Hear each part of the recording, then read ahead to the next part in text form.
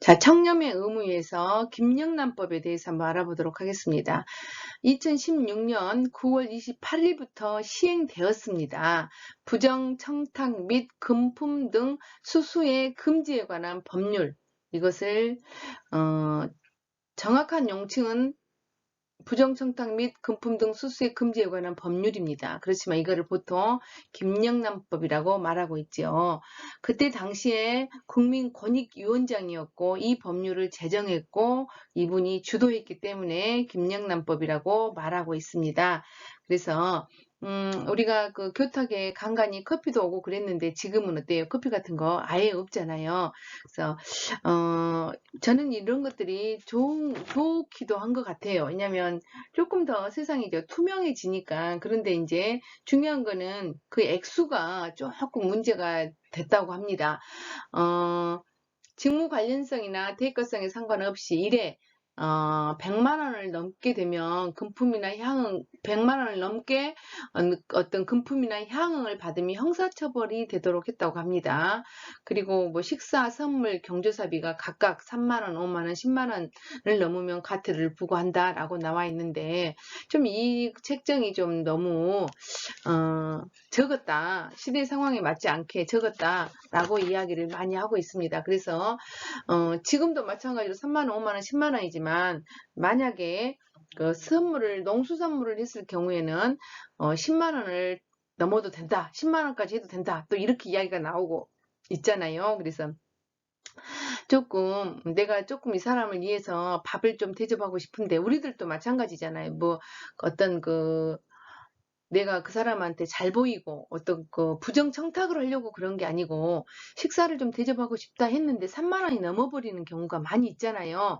그래서 조금 이것이 너무 적게 되지 않았느냐 이런 이야기들도 나오고 있습니다. 그래서 얼마나 청렴하기가 힘들면 이런 법들이 김영란 법들이 나오겠습니까? 그래서 그만큼 청렴하기가 힘들다. 그렇지만 청렴해야 결과적으로 우리가 살기 좋은 나라가 되지 않겠습니까?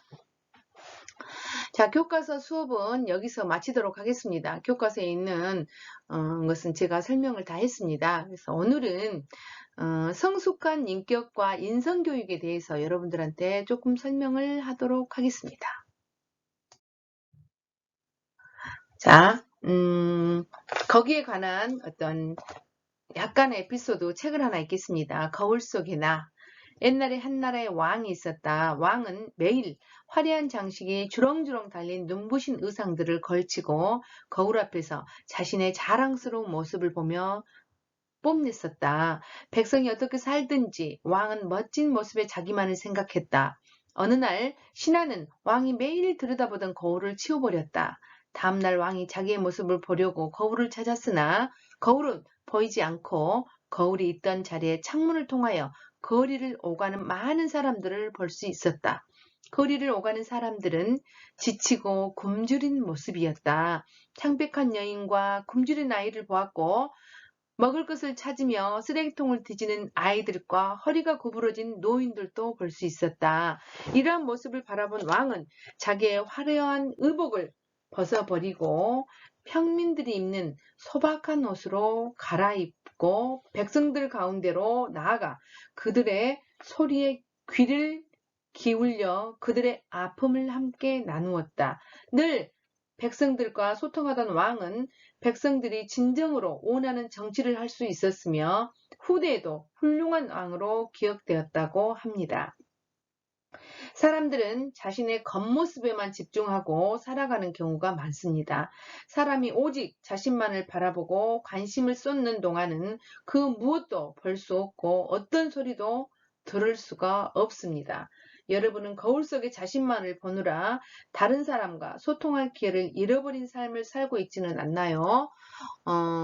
하루는 동생이 이런 이야기를 하더라고요. 내가 너무 힘들어서 나만 생각하느라고 사실은 다른 사람을 볼 겨를이 없었다. 그 이야기를 언젠가 한번 하더라고요. 근데 사실은 내가 너무 힘들거나 나한테 집중되어 있으면 사실은 타인을 바라볼 여유가 없어요. 근데 성숙한 인격을 가진 사람이라는 것은 그렇지만은 않잖아요. 우리에게 주어진 다양한 발달 과업과 삶의 과제를 원만하게 해결하며 행복한 삶을 지속적으로 영위하기 위해서는 성숙한 인격이 필수적이다. 우리가 동서고금을 막론하고 성숙한 인격을 갖춘 사람을 바람직한 이상적 인간으로 여겨졌다. 즉, 이상적인 인간상에 있어 성숙한 인격은 가장 중요한 특성으로 제시되고 있다. 그렇다면 성숙한 인격을 지니고 있다는 것은 무엇을 의미하는가? 여러 학자들이 연구를 해봤습니다. 바람직한 인성을 지닌 성숙한 인간의 특성을 밝히기 위해서 노력해왔고, 이러한 노력의 결과로 바람직한 인간상을 다음과 같이 제안한 사람이 있습니다. 올포트라는 사람이 그렇습니다. 올포트는 바람직한 인간상을 최초로 제시하였고, 그가 제시한 성숙한 인격의 특성을 말하고 있습니다. 제가 인격의 어떤 특성을 말하기 전에 여기 발달 과업이란 말이 나오니까 여러분들한테 또 강조를 하겠습니다. 자, 우리가 살아가면서 발달 과업이라는 것이 있잖아요.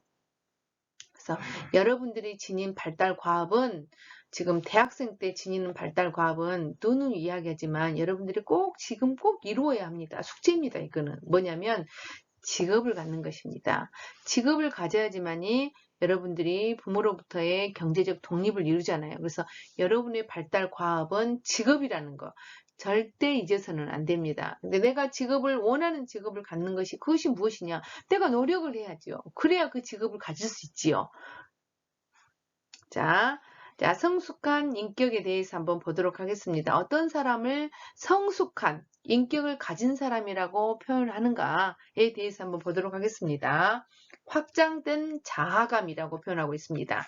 인간의 자아는 발달 초기에 개인 자신에 초점이 맞춰지지만 점점 관심과 경험을 통해 자아의 영역이 확대되어 갑니다. 자기 자신을 넘어선 외부의 다양한 대상과 활동에 애정과 흥미를 갖게 되고 진지하게 참여를 한다. 성숙한 사람은 다양한 의미 있는 일에 깊은 관심과 열정적인 참여를 통해 자기 자신을 던지고 넓혀 나아간다는 것입니다.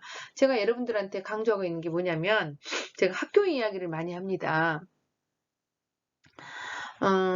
우리가 초등학교를 다닐 때는 동네 아이들이 모여서 초등학교를 다니잖아요. 그러면은 중학교는 여러 동네 아이들이 만나서 만들어진 곳이 중학교잖아요. 여러 동네 아이들이 만난 곳이 중학교잖아요. 그러면 고등학교는 한 구가 만난 곳이 고등학교잖아요. 그럼 대학이라는 것은 전국구잖아요. 전국구에서 만난 것이 만남을 유지하는 곳이 대학이라는 곳이잖아요. 그렇다면 나의 어떤 인간 관계가 확장되어 가고 있는 것이잖아요. 그래서 학교가 초등학교, 중학교, 고등학교, 대학교를 감으로 인해서 내 인간 관계는 확장되고 있는 것이잖아요. 그래서 이 비대면 수업도 결코 좋은 것이 아니다라는 겁니다. 학교라는 것은 배울 학자의 교자는, 학교 교자라는 것은 나무 그늘에서 서로 사귀는 곳이 학교다라고 내가 누누이 이야기를 하고 있잖아요. 그래서 학교라는 곳은 만남을 통해서 만들어지는 어떤 교육이 학교라는 겁니다. 그래서 반드시 대면 수업을 이루어져야 됩니다.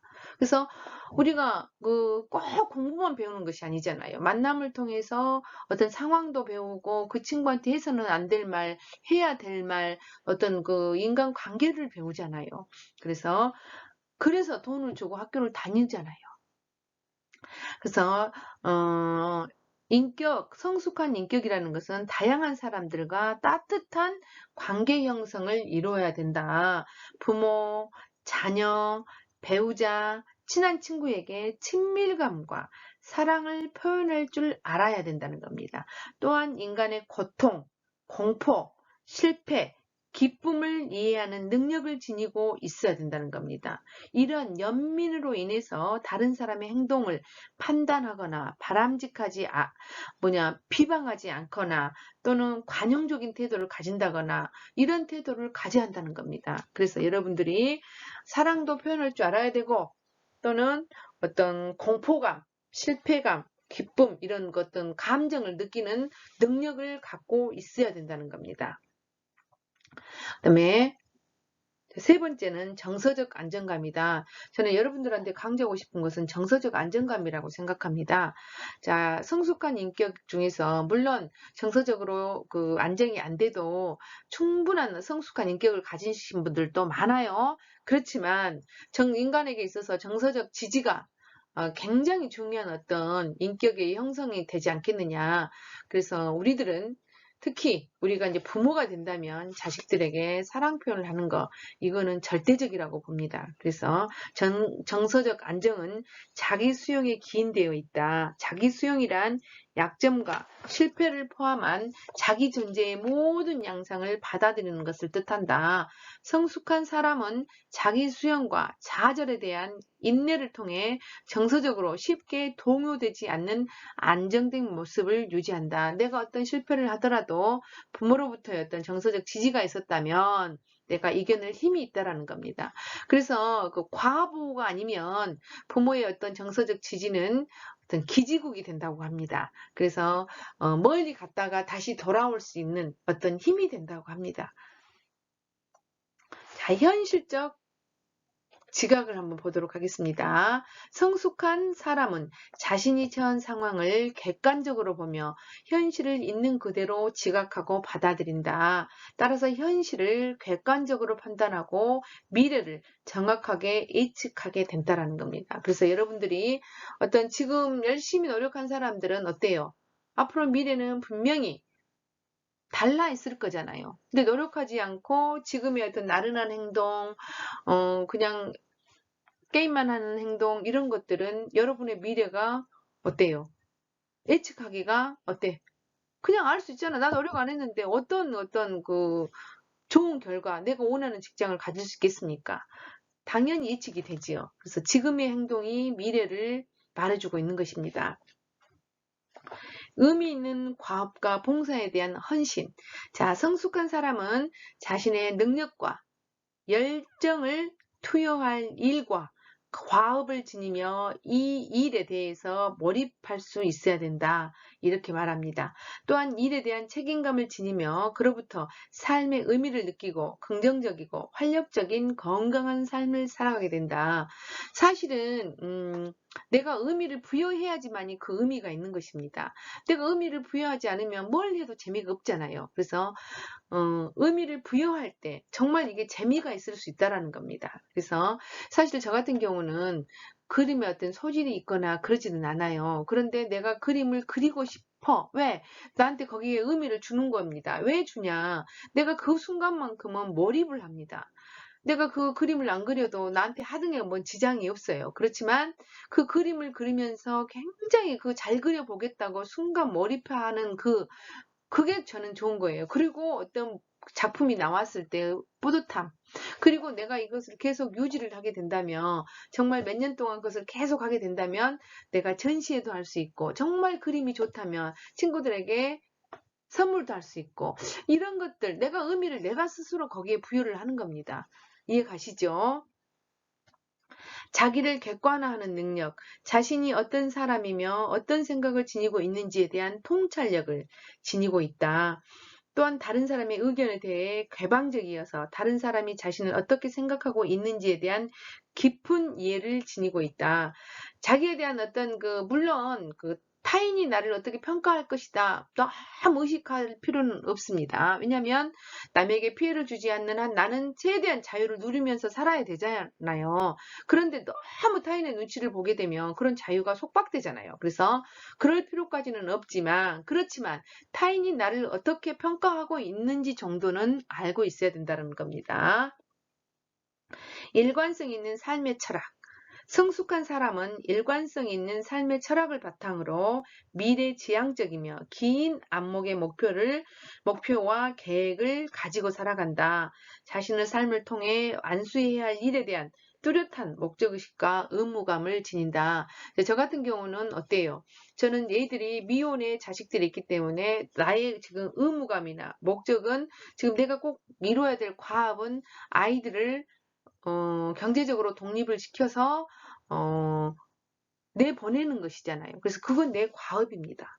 이런 것들이 지금 이루어야만 합니다. 제 과업이니까. 그래서 살면서 했던 과업들이 계속 있다라는 거죠. 자, 프롬이라는 사람이 이런 말을 했습니다. 에릴 프롬 하면 사랑의 기술을 쓴 사람이잖아요. 사랑의 기술을 한번 읽어보도록 하십시오. 굉장히 의미 있는 일이 될 것입니다. 그 프롬이라는 사람이 생산적인 인간이란 용어를 사용했습니다. 이상적인 인간상을 기술했는데 건강하고 성숙한 사람의 가장 큰 특징은 자신의 심리적 욕구를 창의적이고 생산적인 방식으로 충족시킨다는 점이다. 생산적인 인간은 타인과 세상을 사랑하며 창조하는 삶을 살아간다. 그들은 이성의 힘이 매우 발달하여 세계와 자신을 객관적으로 지각하며 확고한 자기 정체감을 소유하고 있다. 나아가 세계와 의미 있는 관계를 맺어 그 안에 뿌리를 내리고 안정된 삶을 살아간다. 성숙한 사람은 자신의 삶을 어떤 것에 예속시키기보다는 자신의 삶을 주체적으로 개척하고 형성해 간다라는 겁니다. 그래서 프롬이라는 사람은, 성숙한 사람은 네 인생은 네 것이니까 네가 삶을 주체적으로 개척을 하라 이 말이에요. 인간이 왜 인간이 되었다겠어요? 우리 동물 중에서 가장 왜 지구를 지배하는 인간이 되었을까? 제가 누누이 이야기합니다. 인간에게는 도전이라는 것이 있었다고. 그래서 도전했기 때문에 인간이 되었다라고 이야기를 한다고 하지요. 이거는 하나 학자 이야기입니다. 자, 메슬로라는 사람이 말했습니다. 메슬로라는 사람은 성숙된 인격을 가진 사람은 창조적 업적과 인격적 성숙을 통해 자아 실현을 이룬 세계적인 위인들의 삶을 치밀하게 분석하여 자기 실현적 인간의 여러 특성을 추출했습니다. 메슬로가 제시하는 자기 실현적 인간의 특성은 네 범주로 나눴는데, 그러니까 자기 실현, 우리가 직장 생활을 하면서도 자기 실현을 위해서, 물론 돈을 벌기 위해서 직장 생활을 하지요. 그렇지만 직장 생활을 하면서도 어떤 것이 있어요? 일을 하면서 충족감, 만족감이 있잖아요. 이게 자아실현이라는 거잖아요. 근데 일을 하면서도 충족되지 않아. 그러면은 자기 취미 생활을 하면서 자아실현을 해 나가는 거잖아요. 그래서 자아실현을 하는 사람이 어떤 사람이다? 성숙한 인격을 가진 사람이라고 메슬로는 말하고 있는 것입니다. 경험에 대한 개방성. 자, 메슬로가 네 가지 범주로 이야기했다고 했잖아요. 자, 첫 번째는 경험에 대한 개방성입니다. 자기 실현적인 사람들은 자신의 경험과 현실을 있는 그대로 수용하여 정확하게 인식할 뿐만 아니라 자신을 자연스럽게 표현하고 새로운 경험을 즐기며 감상하는 태도를 지닌다.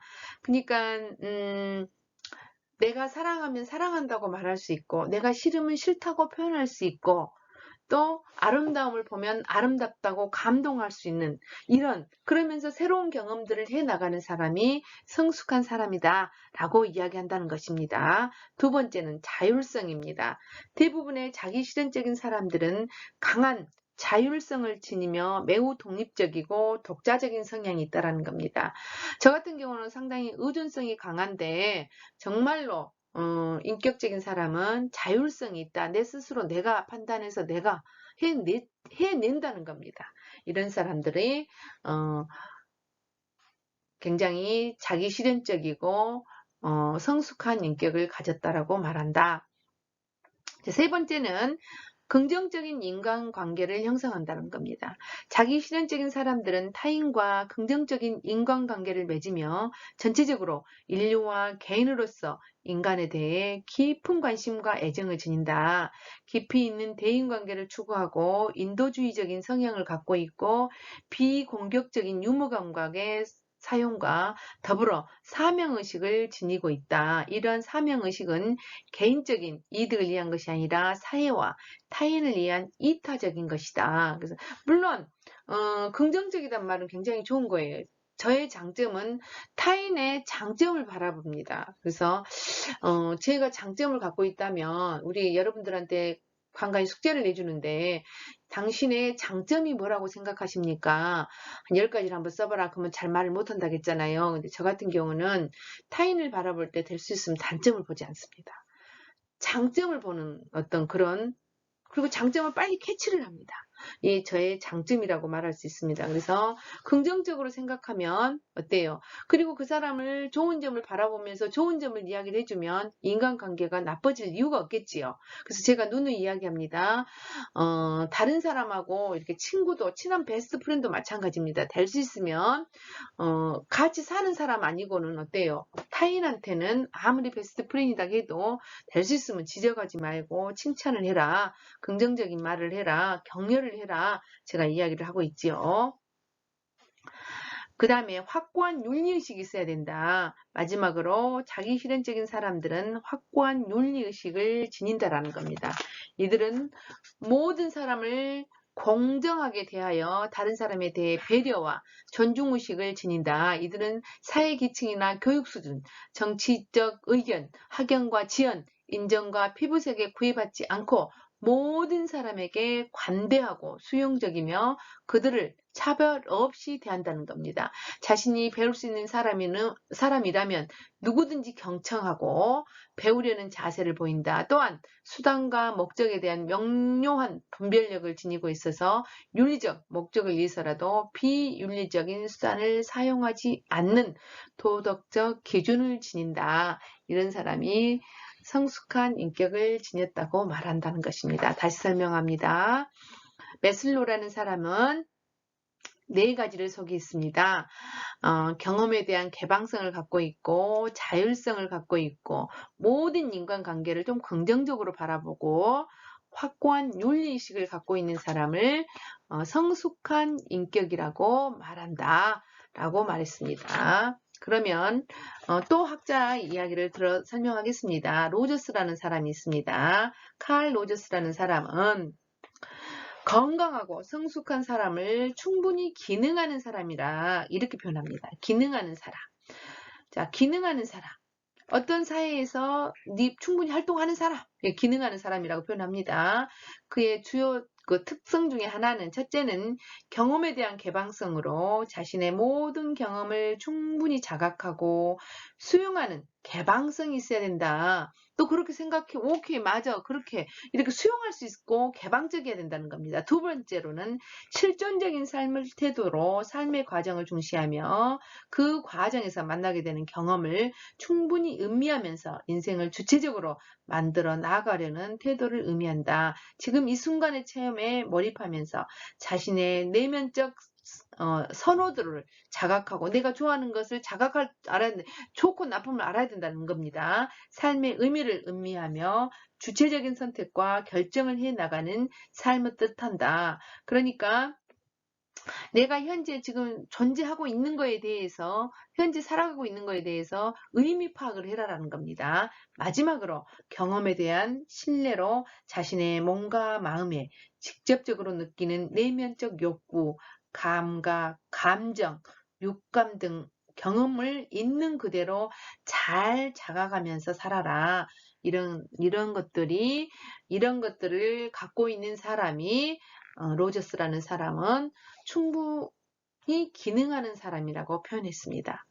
성숙한 인격을 이 사람은 충분히 기능하는 사람이라고 표현한 것입니다. 자, 정창우라는 학자가 말한 것을 보도록 하겠습니다. 인성을 개인적 차원과 타인, 공동체, 자연과의 관계 차원에서 발현되는 인간다운 성품과 역량이라고 규정하면서 인성교육을 이러한 인간다운 성품과 역량을 지니고 살아갈 수 있도록 도와주고 가르치는 일이라고 합니다. 그래서 인성이라는 것도 교육을 통해서 함양될 수 있다고 말하겠지요. 그래서 우리는 지금 교육을 통해서 뭐든지 함양될 수 있다라고 우리는 말하고 있는 것입니다. 인성은 우리 인간이 지향하고 성취해야 하는 인간다운 면모, 성질, 자질, 성품이라는 의미를 내포한다. 이런 인성의 요소에는 인류의 보편적 가치와 덕목이 포함되지만 공동체의 전통과 상황적 특수성에 기초한 덕목이 강조될 수 있다. 이러한 덕목의 실행을 위해서는 공감 능력, 소통 능력, 갈등 해결 능력, 문제 해결 능력, 대인관계 능력, 자기관리 능력 등을 길러주는 것이 중요하다. 결과적으로 인성함양을 하는 것은, 결과적으로 성숙한 인간이 되는 것은 공감 능력을 늘리고 소통 능력을 늘리고 갈등 해결 능력을, 갈등이라는 것이 있으면 그거를 갈등을 해소를 해야 된다는 겁니다. 문제가 발생이 된다. 그럼 문제 해결 능력이 갖고 있어야 된다는 겁니다. 대인관계 능력도 있어야 된다는 겁니다. 반드시 자기관리 능력도 있어야 된다는 것입니다. 자신의 내면을 바르고 건전하게 가꾸고 관계적 차원에서 타인, 공동체, 자연과 더불어 살아가는 데 필요한 인간다운 성품과 역량을 길러주는 일이라고 말하고 있습니다. 여러분들한테 다시 강조합니다. 대학은 건강하고 적응적인 사회인으로 성장하기 위해 바람직한 인성을 함양할 수 있는 좋은 기회이자 교육의 장이 될 수 있습니다. 따라서 대학은 이에 바람직한 인간상과 성숙한 인격적 특성에서 공통적으로 제시된 어떤 대학생들이 어떤 그런 바와 같이 대학생들이 자신의 삶의 주체가 되어야 하고 긍정적이고 생산적인 관계 형성을 위한 성숙한 소통 능력을 지니고 사회적으로 공헌하는 인격적 성품을 함양할 수 있도록 다양한 체험과 탐색 활동을 지원해야 할 것이다. 여러분들이 마지막으로 돈을 주고 다니는 곳이잖아요. 이제 교육은 거의 끝나가는 거잖아요. 그래서 여러분들이 프로가 되는 사람이, 되어 있는 사람은 거의 없습니다. 그래서 대학 생활 동안 여러분들이 연말을 해야 되겠죠. 내가 누누이 말하잖아요. 앞에 나와서 자기소개 정도는 부끄러워하지 않고 해야 된다. 그래서 여러분들이 좀 노력을 해라. 그래서 앞에서 발표하는 연습도 여러분 해봐라. 지금은 여러분이 미숙해도 괜찮다. 돈을 주고 다니는 곳이기 때문에. 그런데 여러분들이 앞으로 돈을 받으러 다니는 직장을 다녔을 때는 프로가 돼야 되잖아요. 너무 미숙하면 어때요? 안 되잖아요. 그렇기 때문에 여러분들이 대학 생활에서 조금 적응할 수 있는 기회들을 많이 가지시기 바랍니다. 자, 숙제는 10차시 과제는 나의 목표 설정하기입니다. 제가 누누이 여러분들한테 말하잖아요. 여러분의 과업을 완수하기 위해서는 나의 목표를 좀 설정해라. 나의 목표를 설정할 때는 어떻게 설정하라겠지요? 좀 작게, 점점 큰 목표 하나 정해놓고 작은 소목표를, 그리고 그것들이 얼마나 이루어져 있는가 평가할 수 있는 목표를 제가 정하라 그랬죠. 그래서 예를 들어서 이야기합니다. 내가 혁신도시에 있는 공기업을 가려고 한다. 그렇다면 공기업을 가기 위해서는 준비를 해야 된다겠죠. 그래서 토익 750점을 맞아야 된다. 토익 750점을 맞으려면 지금은 500점이지만 올해 겨울방학 때는 내가 600점을 기필코 넘어버리겠어. 이렇게 계획적으로 조금씩 잡아가서 600점이 넘으면 또 650점에 도전하고 또 700점에 도전하고, 이런 식으로 우리가 실현 가능한 것부터 차근차근 목표를 설정하라 그랬죠. 그래서 여러분들 과제는 나의 목표 설정하기입니다.